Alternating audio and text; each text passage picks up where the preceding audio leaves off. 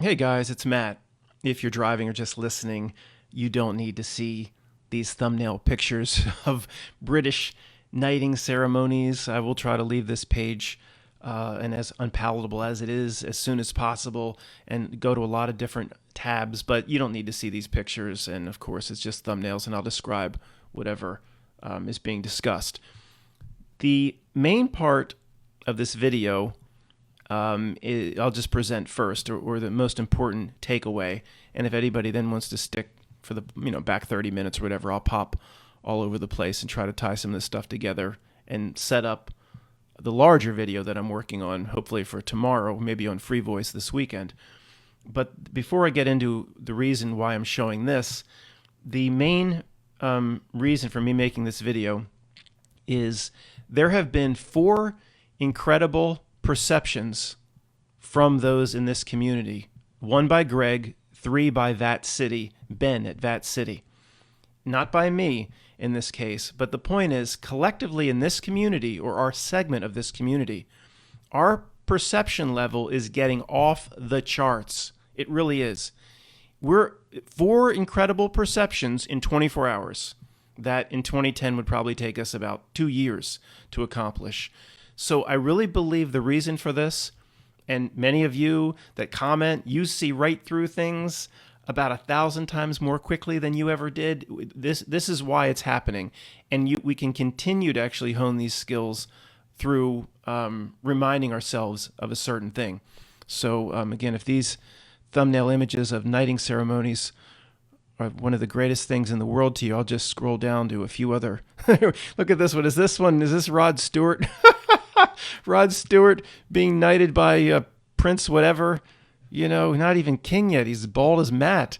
Rod Stewart. What did he ever do? Well, that relates to Greg's first perception. But the point, guys, is this is a yin-yang reality. One part moves, the other must move in behind it. I'm completely convinced of this. And if they are going to, you've heard me say this before, but remind yourself of this every day. More importantly, remind your subconscious or unconscious of this every day. If they're going to take gigantic bites of the shit sandwich and move the yin, the yang must come forth to take its place. If they're going to continue to take unprecedented bites of their shit sandwich, then it must give to us on the back end. It must give to those that demand to be given, not ask the ether for something. I'm going to ask for something. No. Who knows what creepy thing might show up if you ask the ether? I can't stand that. No, you demand to be given on the back end. It's that simple. And I'm talking in terms of perception. And we're getting the perception, even though maybe if we don't go through this ritual every day or not, where I remind myself that, if they're going to take a bite of the shit sandwich, then what I want is, or I demand, is just off the charts hyper perception. And Ben and Greg, 4 major perceptions in 24 hours. And it's almost good that I didn't go through all the rigmarole of printing big, huge books, because the book is just constantly being updated and refined because our perception during these times is off the charts. So tell yourself that every day to remind your subconscious, unconscious, I believe, much more powerful parts of you. The ego mind, the fog of the ego mind dominates this place while we're here. So let me just, the reason let's just do Ben's first. And we'll do Greg's first because Ben has 3. We'll do Greg's first related to this knighting, this nonsense. Let's scroll down here. Who else has been lucky enough? Sir Andy is Scotland's greatest tennis player. Okay, really? Let's go up here. Was Ringo Starr up here? Michael Caine, he's Alfred, Batman's Alfred. And here's Ringo showing his, knight or whatever he got. Little, these are the different, showing different medals. And, there's, if you're an American, you can get something like this. You can't call it a knight though, because you're not of the British citizenry, and you can't be a knight or a dame. You're an American. You get something similar, the way I guess the Germans awarded the German Cross to Henry Ford. But if you're a British citizen, you can get a knighthood. like Ringo here, and I think like the real knight, like there's different levels of it. And do I know what I'm talking? I have no idea, but I've just heard this stuff over the years. Like the highest level, you probably have to be somewhat associated with the bloodline or whatever. But whatever. Ringo Starr holding up his knighthood or whatever. Let me tell you what. This we are sure of. I think everybody here would agree. Matt, don't put words in my mouth. Sorry, but see if you agree. If you are standing posing for a picture, holding up your knighthood or whatever medal was just given to you by the queen or prince, whoever, if you're holding that up as a winner, you a loser. You maybe not a 3-time loser, maybe a 3 million time loser. You a loser. Oh, Matt, you're just jealous. You didn't get no knighthood from a Christmas story. You didn't get no major award. You didn't get no box showing up that says Fragile with a leg lamp. It's a major award. A major award. I'd rather get a leg lamp in the mail that was broken. It was broken, remember, than one of these. Trust me, I ain't jealous. Somebody could, the Brinks trucks could line up outside with all these Matt, we want to knight you, and then it comes with $1 billion award. I told you I wouldn't take any of it. Of course, I wouldn't take any of it. Neither would you. But so nobody's jealous. Nobody looks at Ringo Starr here and says, "Boy, I wish that could be me." They do. Those that covet Ryan Seacrest and the red carpet do, but we of course never would. So who else has been knighted here? Who's this? Forget it. Greg. Here's Greg's perception. I'm talking about. Oh, I know why. I was asking him about knighthood, and we were having this conversation. But just out of the blue, Greg, he for like a mental health reason. He's like left a lot of the truth stuff behind. He's my confidant. He'll talk to me for a half hour whenever I need assistance. He doesn't do anything on his channel anymore. And he, basically just, he doesn't have his head in it all day long because it's too dark. It's too, I believe it's, it wears down on you. It's, for some reason I'm able to do this 7 days a week because of when I'm not making a video, like what Ben presented, I'm doing hours and hours of research on that, which leads to the next video. So somehow I'm able to keep doing it because I'm fascinated by it, absolutely fascinated by any sort of glimpse that, further clarifies this clown, ridiculous reality train stop that helps me understand myself. So Matt, get to it. Okay. Greg says, we're talking about knighthoods, and he says, Matt, based on, what you're saying there, I just want to kind of remind you that, in the old days, let's go over and look at this. You've heard of the Knights Templar, and who got knighted in the old days? The Sir Lancelot types, those that wore helmets and armor and chainmail, and those that spilled blood, right? The generals and colonels, and those that spilled blood on behalf of the empire, expanded the territory of the empire, killed the French, whatever, took Jerusalem. They got knighted. It had to do with war and blood and death and expanding the empire. Okay, so it's like when you see, Michael Caine get knighted, whoever these clowns are, he's saying don't look at it as like trivial, that, oh, they got a nice little award. No, these are the knights, like the literal knights of today and navigating the reality of today. Michael Caine, Ringo Starr. The Battlefront is rock and roll music. The Battlefront is mind control. It's getting the masses into their distractions. The Battlefront is, the knights leading the Battlefront is TV and movie actors. So don't think of it in any way as trivial. These are the ones that are like figuratively spilling the blood, expanding the empire of today, and much more so, more than any battle could, any army that comes across and takes territory and land and wins a battle. The battle of the mind and the destruction of gigantic populations giving themselves away and just, dying to just tune themselves down to the frequency. These knights of today are far more powerful than what anybody could do with a sword. Okay, because you go in and you clean out a village with a sword, and you saw what happened in Conan. Remember, your little kids left.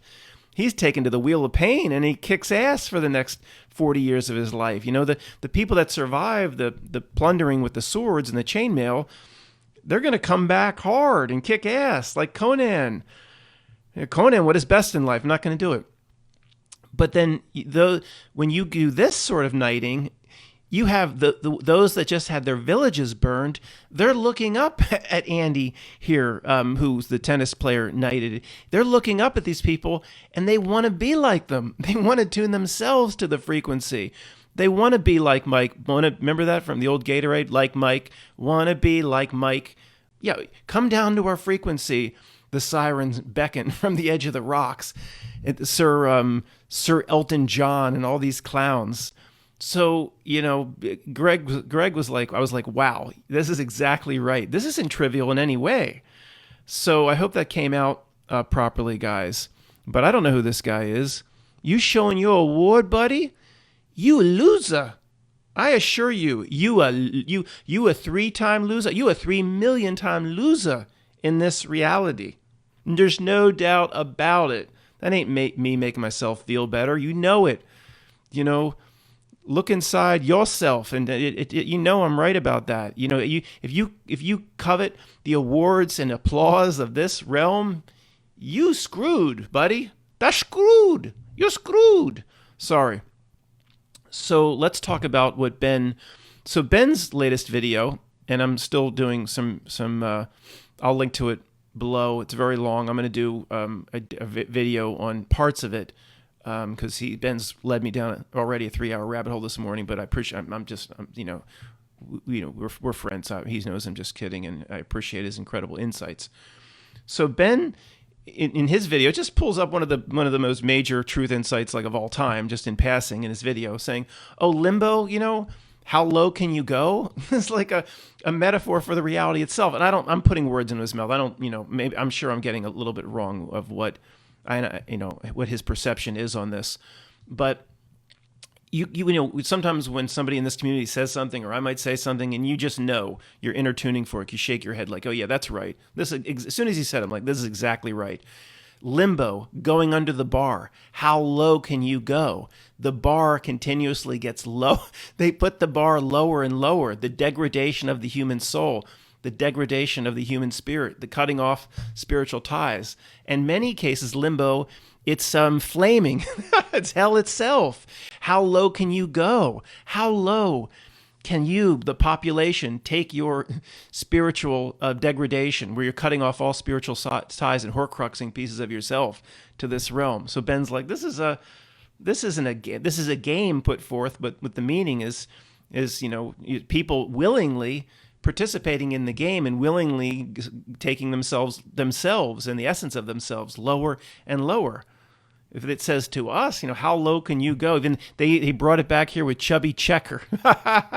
How low can you go? Say, well, I ain't here to go lower. I'm here to go up, you jackass. Put the bar higher and higher for me. Keep putting it up in the air, 7, 12, 20 feet up in the air. The bar needs to go up for me, not lower. I know that's what you're out to do to the general population, you metal pinning on the chest creeps.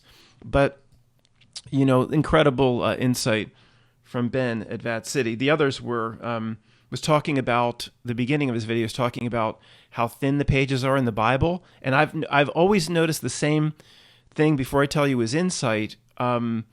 Well, who wants to see that? Let's just go to this. This is from Kingdom of Heaven, the movie Kingdom of Heaven, which is a pretty darn good movie. I for a lot of reasons I enjoy the movie. I've always wondered, the Bible, that the King James version that was my mother's, given to her by my grandmother, like in the late 50s, early 60s. It's old, and it's the oldest one I have, and use it as a reference, of course. The pages are like super thin. And even before Ben said this, and this isn't even related to what Ben's insight, but I thought, how do they even do this? Honestly, I'm not saying it's some reality breakdown, but it is strange. Like, how do they possibly print this in the late 50s or whatever, this thin? How'd they do this? It's almost like paper. I don't know. But Ben's saying, for a lot of Bibles with the super thin pages, and it's very common in Bibles, because I guess, obviously somebody's screaming at me. I hear you. You don't want the Bible to be 42 pounds in the pew in front of you. It has to be thin, so you can carry it. Book of Eli, the guy be dragging a cart and mules behind him. If they printed it on thick stock, it would become thousands and thousands of pages. Of course, I hear you.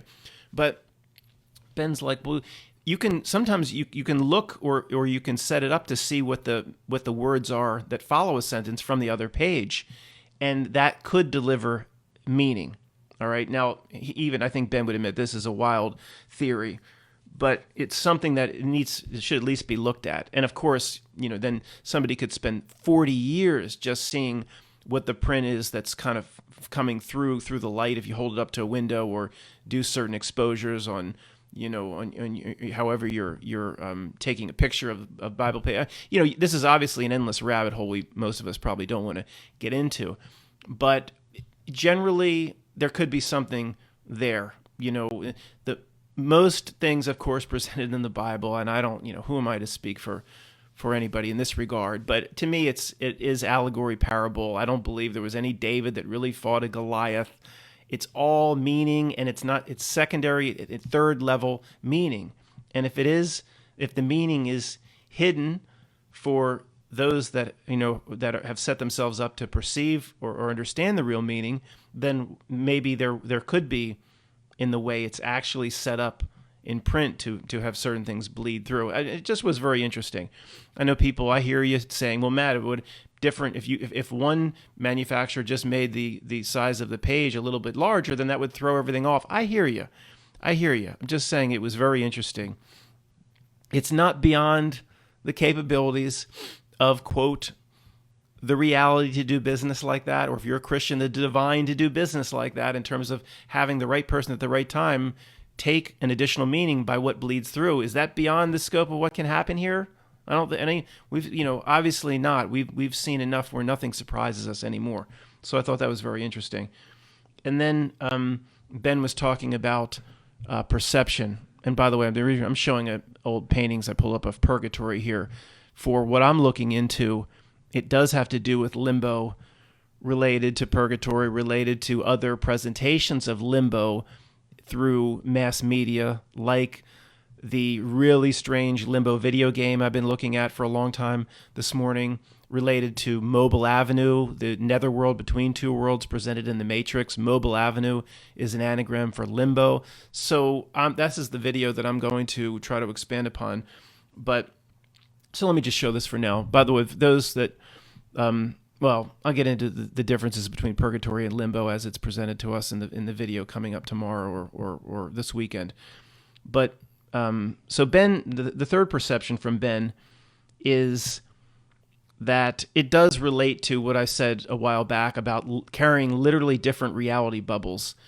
He was pondering that, when we can look at something and see, right through. This is similar to things we've looked at, but just the way he put it was in a whole different way, and I'll link to the video.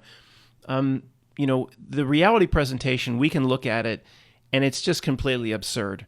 Like, what comes to mind every time, the most recent absurdity, I always go back, since it's only a few weeks old, and stinky fresh in my mind, the Jeff Bezos hot water heater presentation. And it's so absurd to us, things like that. And of course, just like the way Ben put it, he's saying it's similar to the separate reality bubbles, saying we have tuned to a certain perception where we're literally seeing through it. We're literally seeing something different than what others around us see. And it just struck me when he said it, that, like hearing somebody else say it in a certain way, it just totally hit my tuning fork and went, yeah, we don't understand it. We are literally seeing something different based on frequency, seeing right through it. Like there's another veil on it, if you will. There's another veil on it, if you will. Now, that others see something serious. When Richard Branson, his failure from Spaceport, USA, New Mexico, spending hundreds of millions of dollars of New Mexico money, U.S. taxpayer money, and probably grants from the Brits, and his ultimate failure of Spaceport USA. Of course, they just rekindle his nonsense, and he beats by 2 weeks or something. They show him up floating around in space, taken off from Spaceport USA. It's done nothing since it was built out in the desert of New Mexico in like 2004. It's just absurd to us for many reasons. But I'm just saying, again, in a too long-winded way, we're probably literally seeing a certain level of it, a veil of it, where there's some sort of a different perception for others, where it's almost literal though. It's not just perception; there's something different that those around us are taking in when they watch, say, the Jeff Bezos, Dr. Evil, Bob's Big Boy in Space presentation, and that is the separate reality bubbles thing is real, and Ben probably recently put it better than I could. So my video that I'm researching now is to do with Limbo versus Purgatory and the whole rabbit hole when I'm looking at the creepy Xbox Limbo video game and the relationship to The Matrix, Mobile Avenue, and things like that. So those were the four incredible perceptions in 24 hours. Yeah, makes sense. So we're benefiting big time because it has to benefit us. Those, down the end of the cul-de-sac, they don't expect this sort of benefit in perception. They're not even looking for it. They think we're even, crazy for even looking in the places where we look. They would rather, the people down your cul-de-sac, they would much rather have a Publishers Clearinghouse award, a major award with a leg lamp. That's all the people down your cul-de-sac want. They don't want perception that leads to a spiritual progression. And you imagine going down, knocking on the door of the guy or the girl in your cul-de-sac saying, I'd like to tell you what Limbo, the game of Limbo, really means. How low can you go? One's own destruction of a degradation of one's own spirit into the spiritual abyss. What would they do? They'd throw you out faster than a Girl Scout trying to serve poison to Thin Mints. They'd throw your ass out. So you're crazy. You're lucky I don't call the white van on you. Get out of here, boy. Talking about, the divide between us on the bank and the ship.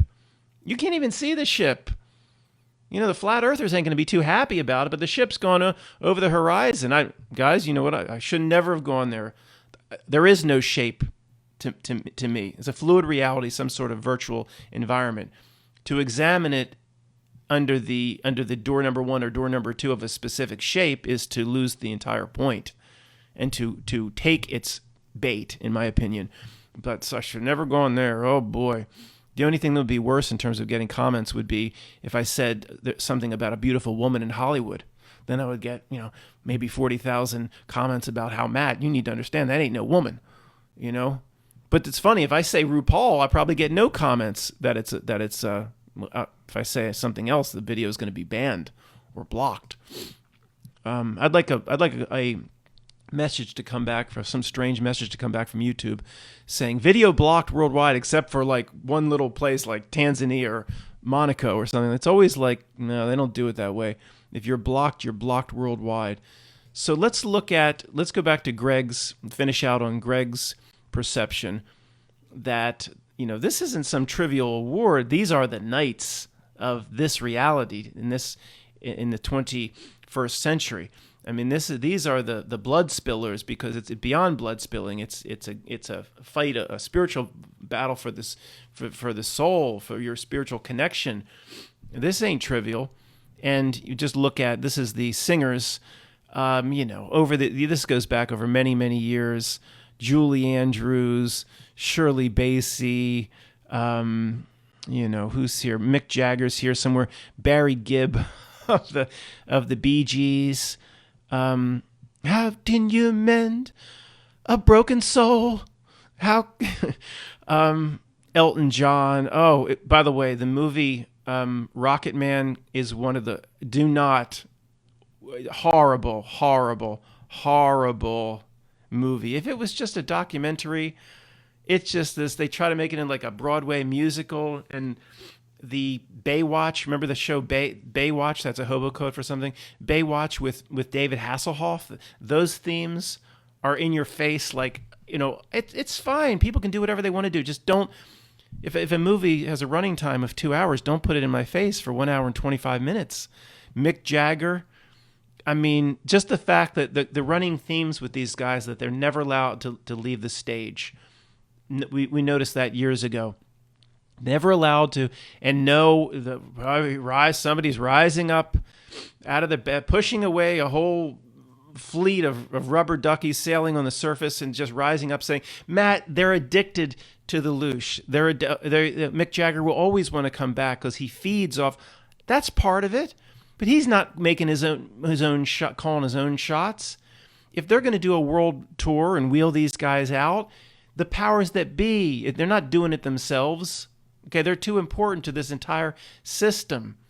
And they're not allowed to leave. Nobody ever leaves. And those that do leave, they, like what's his name, from Peter Moon or something, they just eat. They either, we don't know, I don't know, they kill them off for real, or they go to that place on the map where David Bowie is now. That it's not on your map, but it's on their map.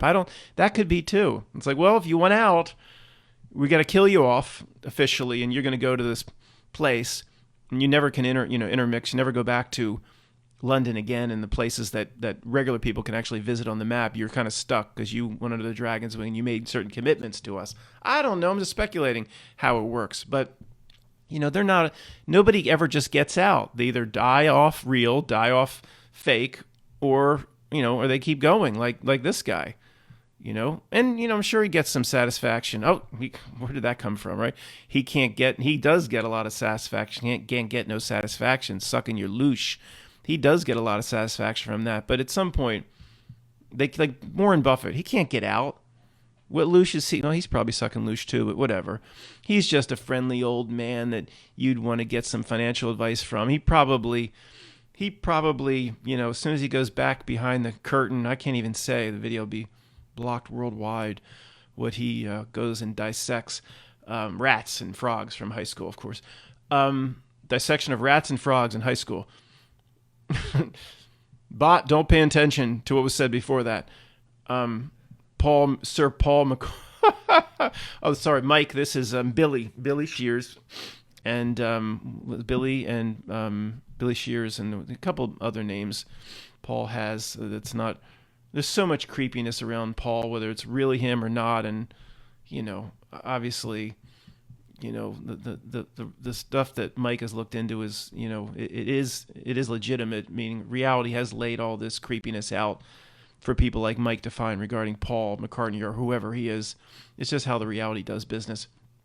Let's see who else is here. Oh boy, I'm going to save Van Morrison for last because of the Truther album. Olivia Newton-John.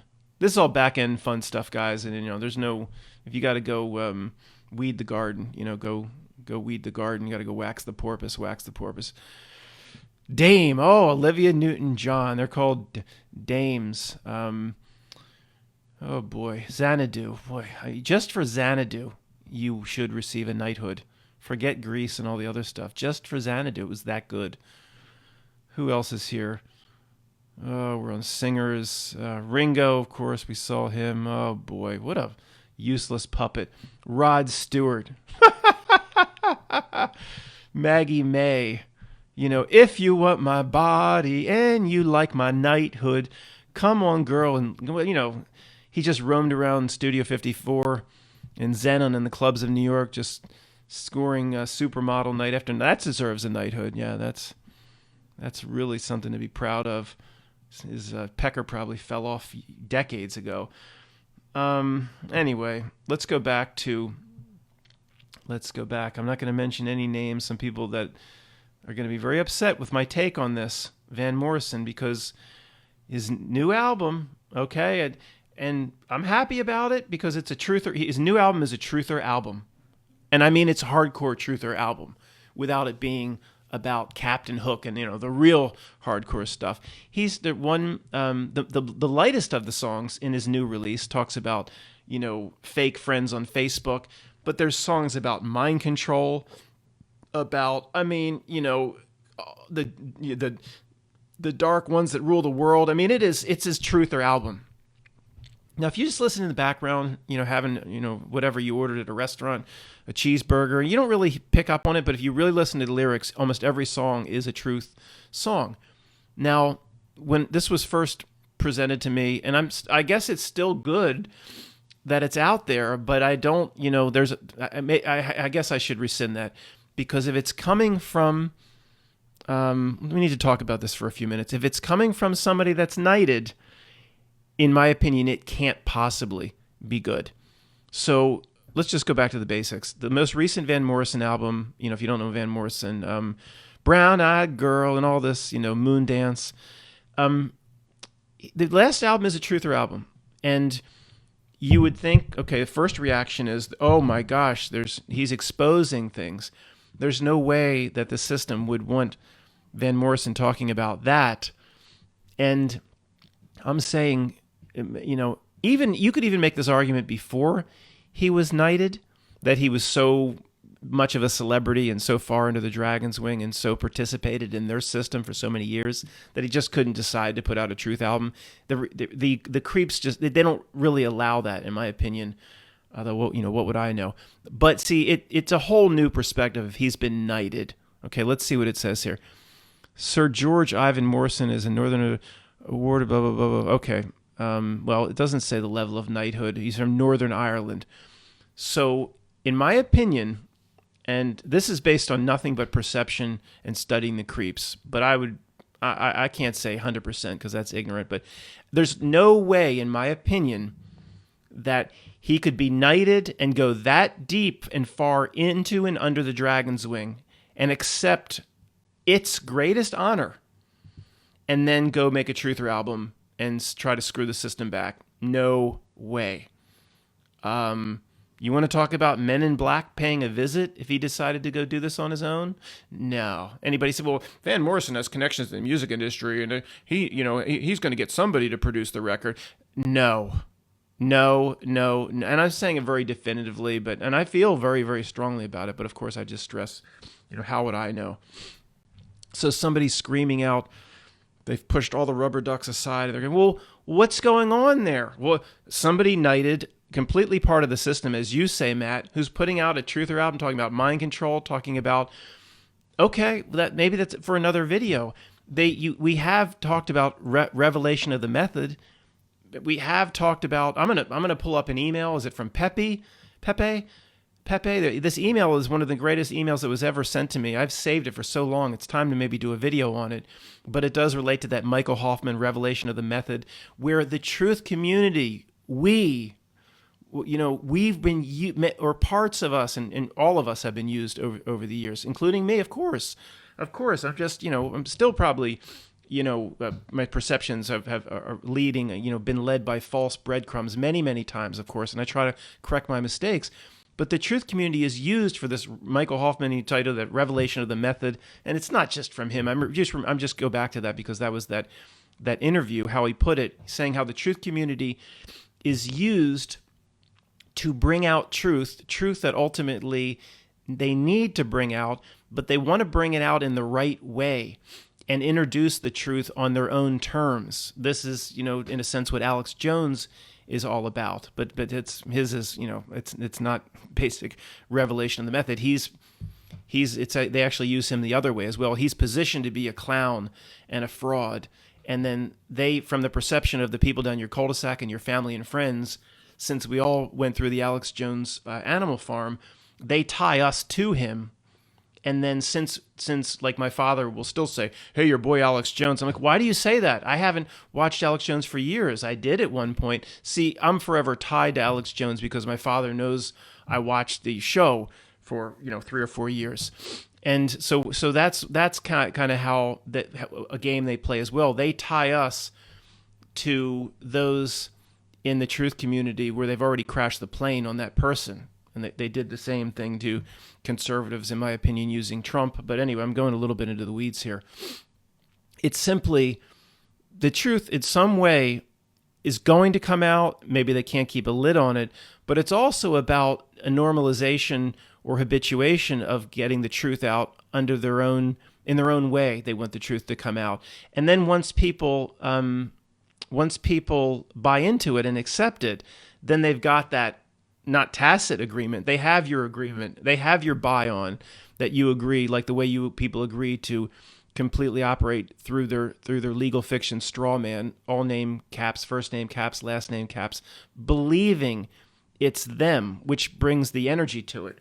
I've talked about, I continue to use a driver's license, but I look at the driver's license and say, I need to use this to drive, but that's not me. Whatever that legal fiction thing is on the name, that's what the system wants me to believe is me. But I'm Nuwanda. I'm Matt that's not associated with that. Nuwanda from what he got read or whatever in Dead Poet Society. The system doesn't like when you just declare you're something else, a name that derives power and that's not derived from the system. So, gotta go back to this. So it's revelation of the method. They want the truth to come out, and then they want everybody to buy into it. So, for example, is there any difference between Van Morrison making an album like this and Anne Murray? I thought that said Andy Murray, but Anne Murray is knighted. Let's look at Olivia Newton-John. Better looking at Van Morrison, but maybe not much better. So they did it with Snowden, the Snowden revelations, and they did it with Julian Assange. And the truth is going to come out, guys, that you can't walk through a big city street corner without facial recognition and your computer's listening to everything. And eventually people will notice that, almost just by thinking about cat food, your cat food ads start running. And if you say cat food, in front of your phone, then you'll start getting cat food ads popping up. The surveillance, it can't hide itself. It's too massive.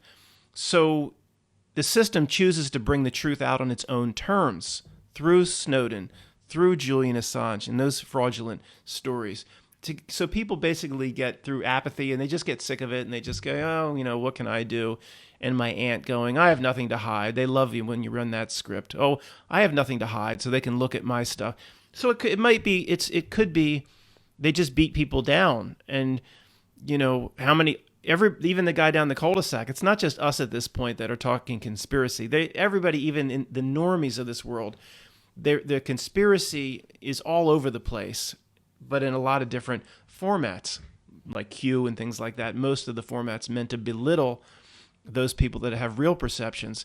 So this just could be another revelation of the method technique. I don't know. I'm no expert in how the creeps in the back room, introduce something to become a normal part of reality. The point is, I don't buy for 1 second, now that I know Van Morrison is knighted, that he was just able to go against the trend and he's going to do his own thing and now speak about the cabal.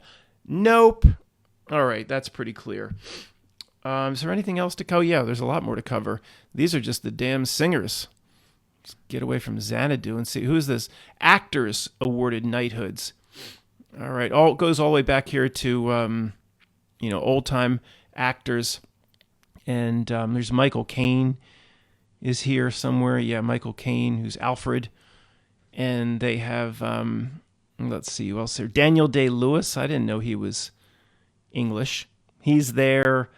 A lot of names for Sir Alec. I don't like to think that my Obi-Wan Kenobi is a knighted, but he's always been Sir Alec Guinness. He probably got that after the to me, it's Bridge Over the River Kwai, not Bridge on the River Kwai. That's a Mandela effect for me, but I wouldn't call it an anchor effect. Let's just keep going here.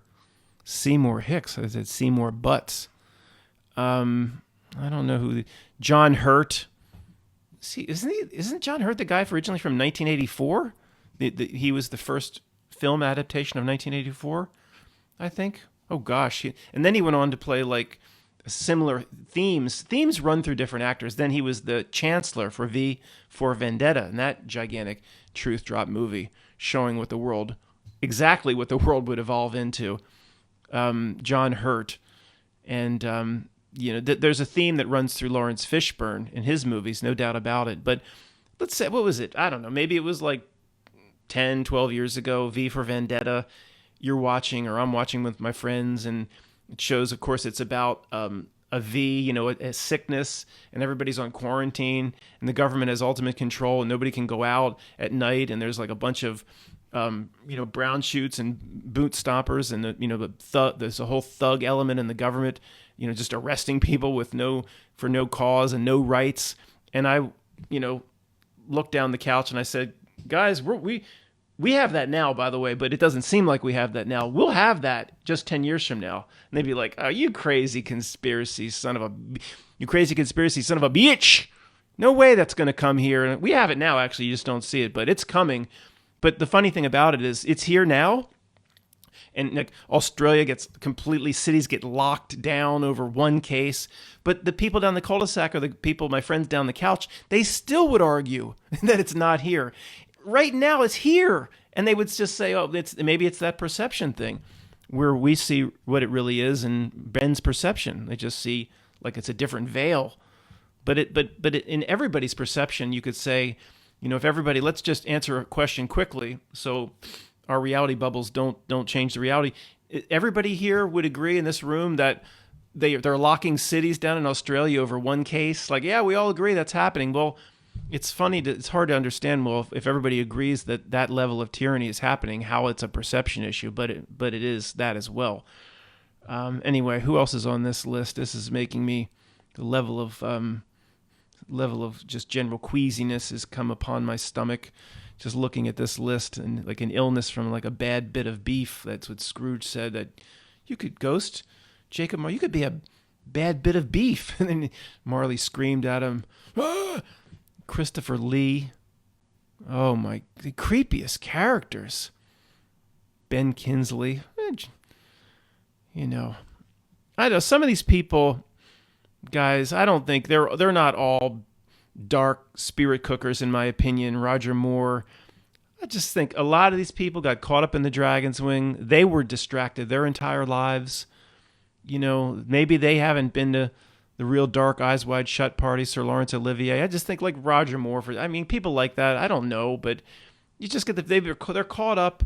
Their whole lives have been a distraction of fame and interviews and wealth and sexual acts, and I don't think they're engaging and assisting the darkness. Of course they are, but I think most of these people go to their graves not understanding really what they served. I think they're just like even like Bill Gates. I would say he's not in on it the way we think he is, or the credit we gave him years ago.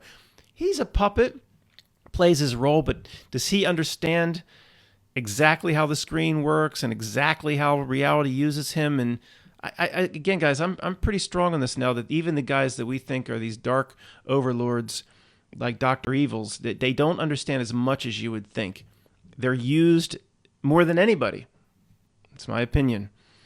I haven't been to any Eyes Wide Shut parties, and I don't plan on going. You got to leave the house to attend a party, and I don't do that. Brian Ricks, who's that? Anyway, anybody else that's interesting here? Kevin Spacey.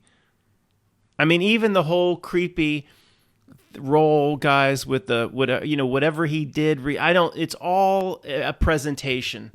That whole Abramovich spirit cooking thing, and it's all a presentation. The system hands him the cue cards, and if you're that far into the dragon's wing, you better do what the system wants.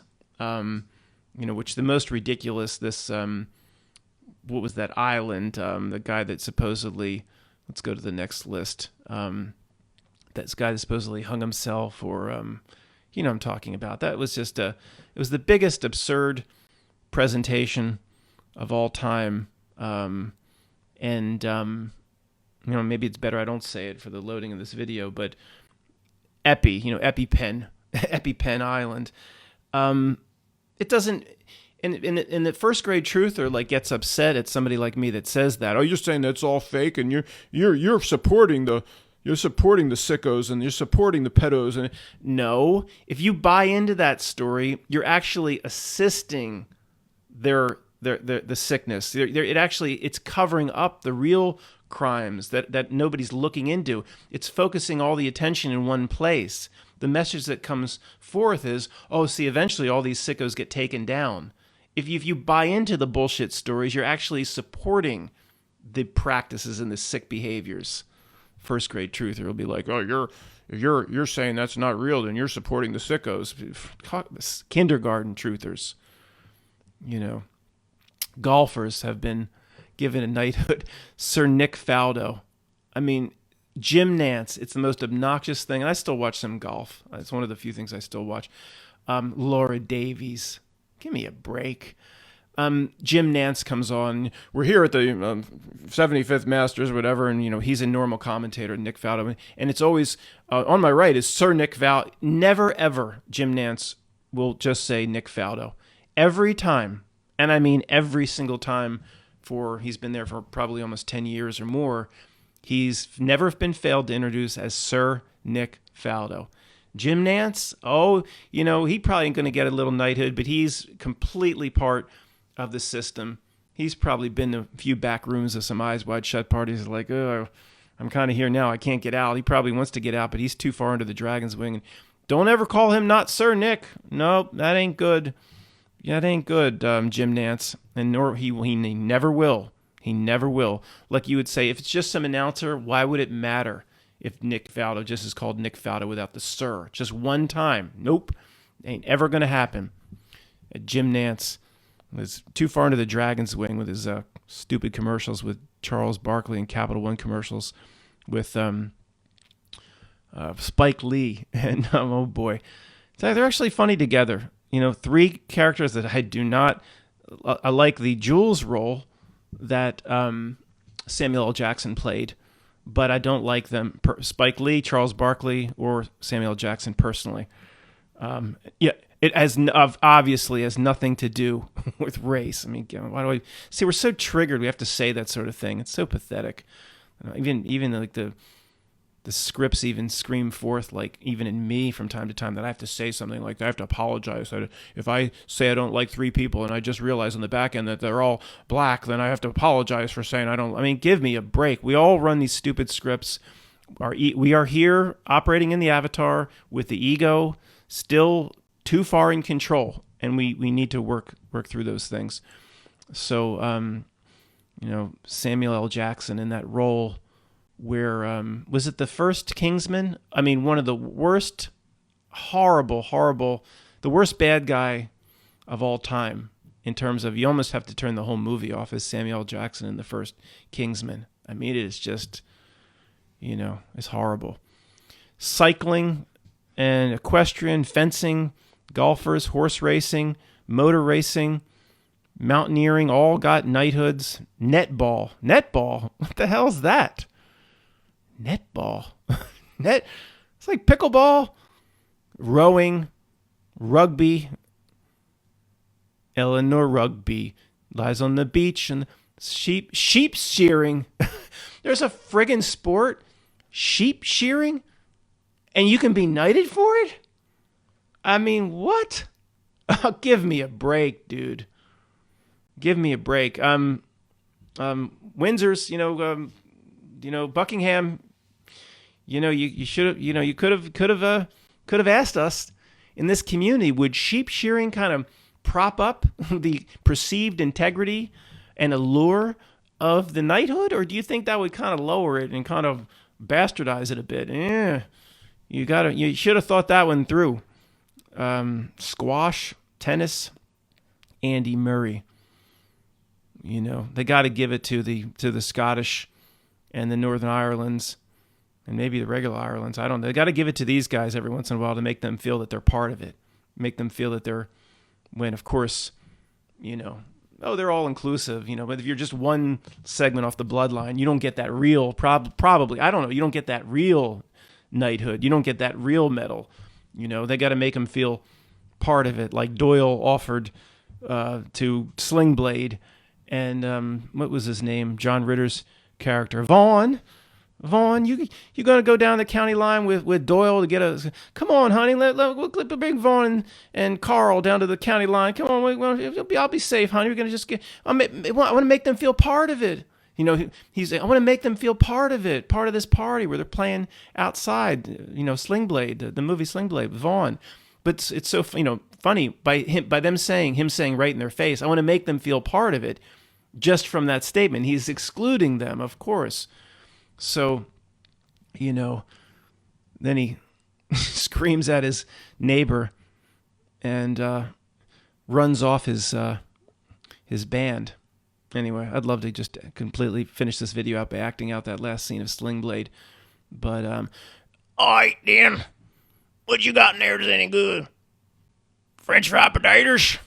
Sorry. Yachting. Don't know anybody in yachting. Wheelchair basketball has a knighthood. See also. Okay. But as Greg would say, these are real knights.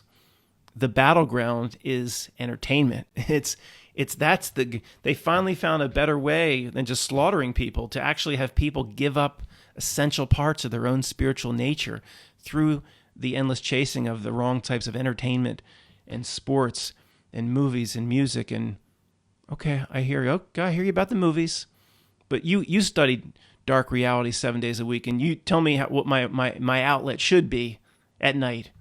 You going to pay for the dancing girls to come over every night to entertain me? I didn't think so. If the dancing girls aren't coming every night, I need an outlet.